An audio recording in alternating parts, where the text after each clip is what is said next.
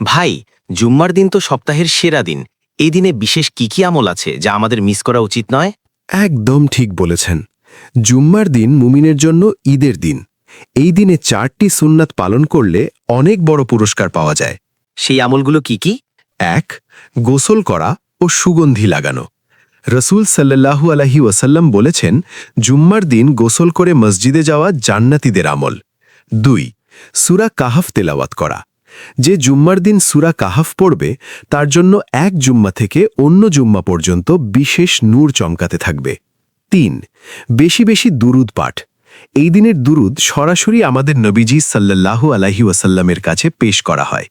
4. দোয়া কবুলের সময় দোয়া করা।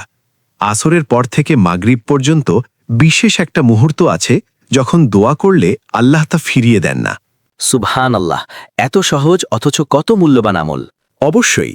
তাই এই জুম্মায় চেষ্টা করুন অন্তত এই 4টি সুন্নাত পূরণ করতে। আল্লাহ আমাদের তৌফিক দিন।